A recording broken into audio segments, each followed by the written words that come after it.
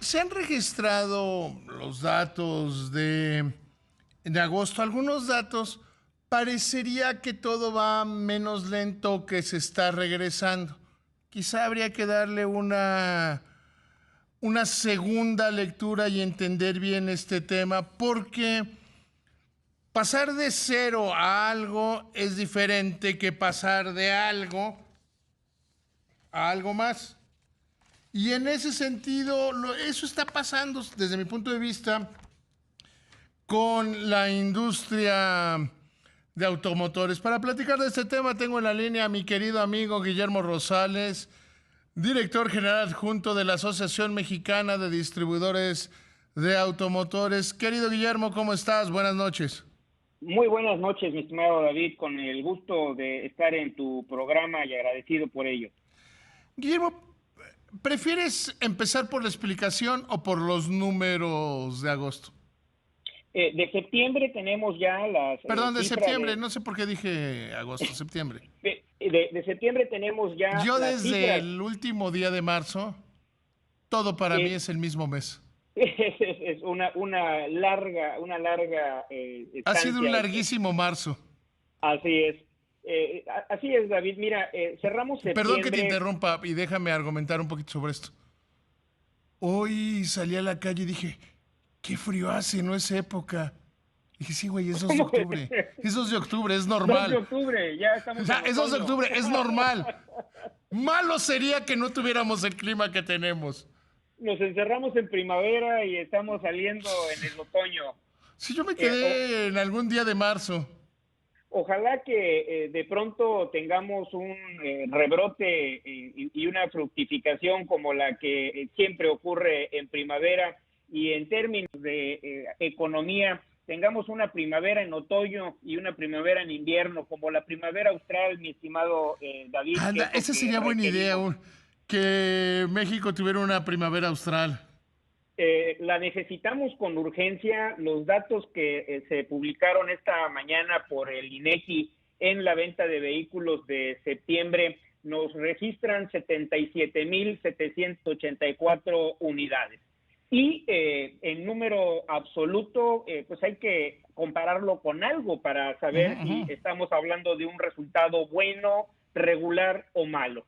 Y comparado con lo que ocurrió en la venta de septiembre de hace un año, tenemos una caída del 22.8%.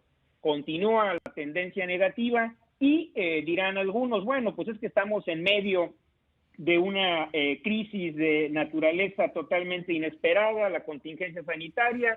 No es de ninguna forma prudente estar comparando con lo que pasaba hace un año, que ni siquiera imaginábamos que íbamos a estar en medio del COVID-19. Comparemos entonces contra las ventas del mes inmediato anterior y estamos prácticamente en el mismo número. En agosto del año pasado se vendieron también poco más de 77,000 unidades y solamente tenemos un incremento de 692 unidades respecto a agosto, y esto equivale al 0.9%.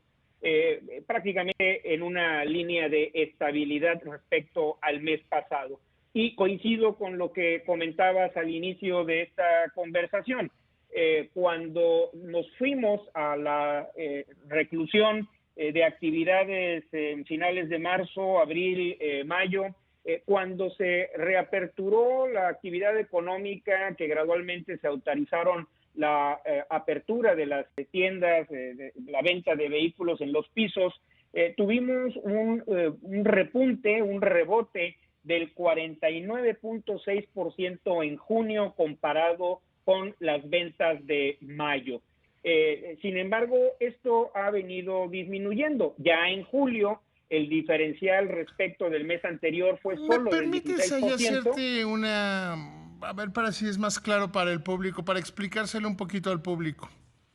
Cualquier persona que hace una dieta, dice, tu meta es bajar, voy a simplificarlo mucho, es bajar 20 kilos. Los primeros 10 son facilísimos. Pero en la medida que te acercas a tu objetivo, un competidor de box o de una cosa así, en la medida que te acercas a tu objetivo, cada va siendo más difícil. Yo vería que así están los números mes a mes. De pasar de cerrado a abrir, pues es muy fácil vender muchísimo más, pero ya no abiertos en las mismas condiciones porque no se ha incrementado la posibilidad de venta directa.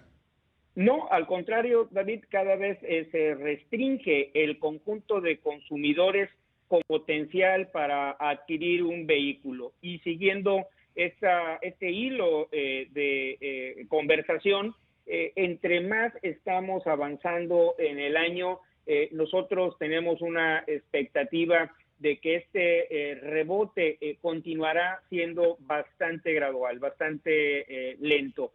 Y lo razono de la siguiente manera, espero que coincidas conmigo. Una vez que inició este año, teníamos un conjunto de consumidores que tenían, por un lado, el deseo, la necesidad de cambiar un vehículo y por otro lado tenían la capacidad adquisitiva para hacerlo. Con la ocurrencia de esta crisis económica derivada de la crisis sanitaria, hubo una cantidad importante dentro de los deciles de mayores ingresos. Los 2 deciles de mayores ingresos son quienes tienen potencial para adquirir un vehículo nuevo, que perdieron su empleo y que, por lo tanto, pues no están en posibilidades de adquirir un vehículo nuevo. Hay otro grupo importante que aún sin perder el empleo ha visto disminuir sus ingresos y por lo tanto también perdieron esa posibilidad que tenían al inicio del año. Luego entonces el conjunto de consumidores potenciales se ha visto disminuir Y quienes quizá hay otro siguen que hay que precisar. Quien lo puede hacer, pero ha es, decidido no hacerlo por es, miedo. es el tercer grupo y justo iba yo a referir quienes siguen teniendo sus ingresos similares a el periodo previo al COVID-19, no han perdido su empleo, siguen teniendo las líneas de crédito disponibles, pero están temerosos para tomar un compromiso de largo plazo, para invertir sus ahorros en la adquisición de un vehículo ante la incertidumbre que priva en el ambiente de lo que puede ocurrir. A este conjunto de consumidores que siguen teniendo capacidad adquisitiva, capacidad crediticia, es a quienes les estamos tocando la puerta para presentar una serie de promociones que cada una de las marcas que compiten en nuestro mercado está poniendo en disposición de sus clientes para hacer atractivo el reencuentro con la decisión de compra. Y para ello, David, es fundamental que se mantenga un sistema financiero agresivo, competitivo, pero también que siga teniendo una sana cartera. En este caso será fundamental, tú has seguido muy de cerca lo que está ocurriendo en el sector financiero y es de vital importancia que sea un proceso exitoso el encuentro entre los deudores emproblemados y las instituciones bancarias para aprovechar los programas de reestructura.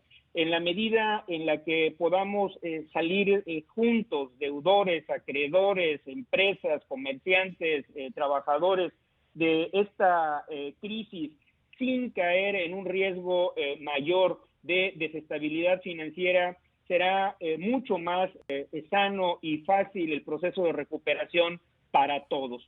Y aquí déjame compartirte que esta mañana tuve la gran oportunidad de tener una conversación con jóvenes universitarios y alguien me decía, bueno, pero esto que me estás diciendo, pues, ¿qué tiene que ver conmigo? Que pues yo no tengo ningún crédito, ni estoy trabajando, ni tengo Pero un joven todavía... universitario está a 4 años, cuando mucho, de ser o a sujeto de menos. crédito. Así es, y si no tenemos este sistema financiero boyante, sano, robusto, competitivo y con ánimo de seguir participando dentro del crédito al consumo, el crédito a la inversión y del otro lado de la ecuación no mantenemos una clase media con capacidad para tratar compromisos crediticios y con ello consumir bienes de consumo duradero como los automóviles, esta crisis que estamos viviendo puede ser mucho más profunda y tardemos más tiempo del debido para recuperarnos de ella, David.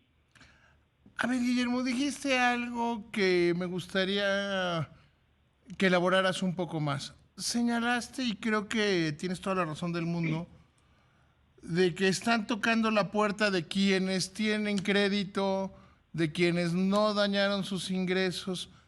¿Por qué una familia, una persona debe cambiar de vehículo en estos momentos donde, desde cierto lado, es un hecho, es la peor crisis económica de la historia del país? Hay una decisión totalmente racional en esta decisión de tomar una capacidad de crédito y que tiene que ver con los indicadores que en este momento están vigentes en el mercado. Las tasas de interés han venido bajando a lo largo del año conforme a lo que es la política monetaria del Banco de México. Veo poco margen como para que haya una continuidad en la tendencia bajista de las tasas de interés, mucho más pronunciada que la que hoy tenemos. Y esto ha generado que ya se estén viendo también las disminuciones en la oferta que están haciendo los bancos y las financieras en la tasa que ofrecen finalmente al consumidor para adquirir un vehículo. Todavía, y a pesar del incremento en los riesgos Guillermo, te voy a tener que interrumpir. Vamos a una pausa. Nos quedamos en el incremento de los riesgos derivados en 3 puntos. Después de una pausa le seguimos. Vamos a una pausa. Gracias, Guillermo. Continúo conversando con mi amigo Guillermo Rosales, director general adjunto de la Asociación Mexicana de Distribuidores de Automotores. Guillermo, te quedaste estabas argumentando las razones para comprarte un vehículo hoy por hoy y decías, si bien aumentaron los riesgos, seguimos a partir de ahí.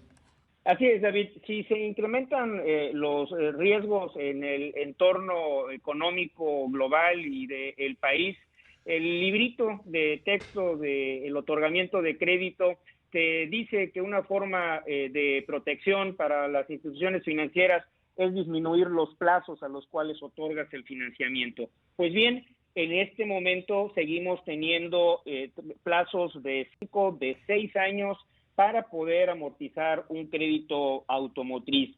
Y eso se vuelve una oportunidad de acceso, bien sea a un vehículo para una compra de primera vez para un joven profesionista o para adquirir un vehículo de mayores prestaciones para una familia que está pensando en renovar el vehículo que en este momento está utilizando. Y una tercera razón importante por la que vale la pena adquirir un vehículo en estos momentos es para aquellos que tienen una unidad con 5 o 6 años y que están viendo incrementar los costos de mantenimiento, la depreciación de su vehículo a la venta y con ello seguir postergando la decisión de compra puede ser una mala decisión. Todos estos elementos son los que a nivel micro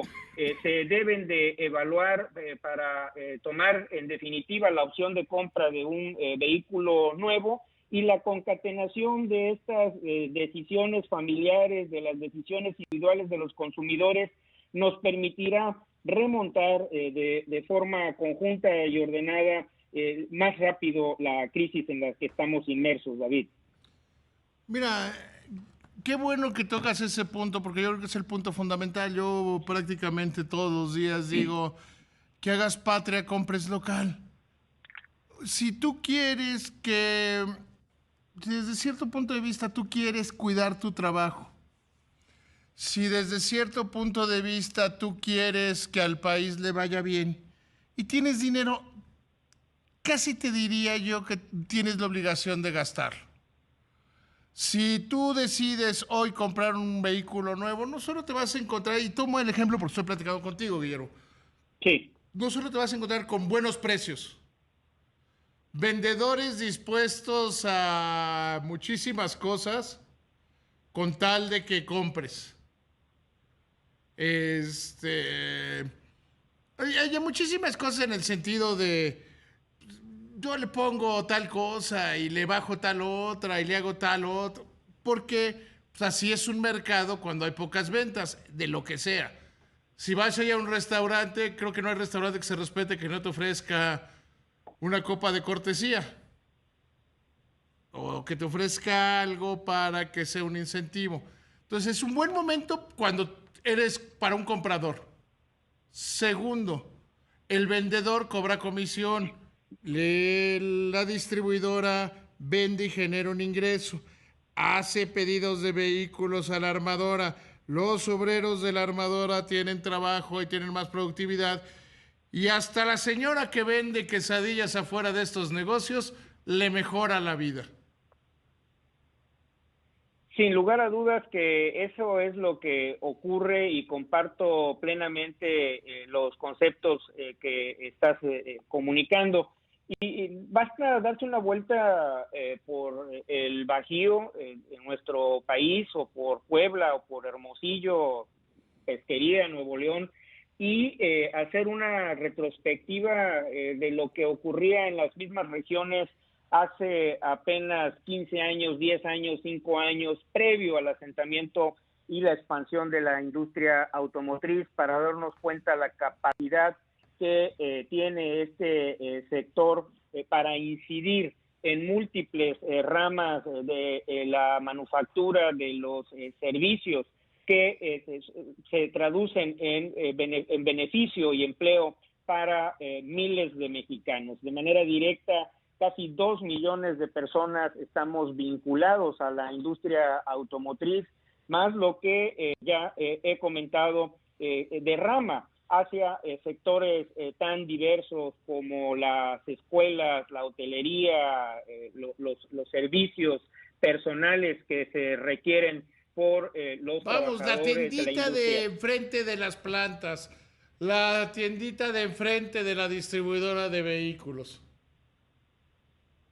Así es, David, y además de ello, no podemos dejar de lado que en este momento que se ha logrado la apertura del TEMEC, hay un nicho de oportunidad para seguir atrayendo inversión en la producción de autopartes, en la manufactura de vehículos, pero necesitamos forzosamente de un mercado interno automotor que sea la base de toda esa industria instalada en México. No hay un productor dentro de los primeros 10 países a nivel mundial con industria automotriz que tengan un mercado automotor débil. Y esto es una razón adicional para tomar en cuenta el fortalecimiento del mercado interno, David, y poder seguir teniendo esta atracción de inversiones que en los últimos 20 años, sin lugar a duda, la industria automotriz ha sido el principal captador de inversión extranjera directa. Pues Guillermo, no queda más que invitar a que quien pueda se compre un vehículo. Guillermo Rosales, te agradezco muchísimo que me hayas tomado la llamada. El agradecido yo, David, de nueva cuenta, como siempre, a tus órdenes para cuando me hagas el favor de invitarme. El favor nos los haces tú a nosotros. Muchísimas gracias.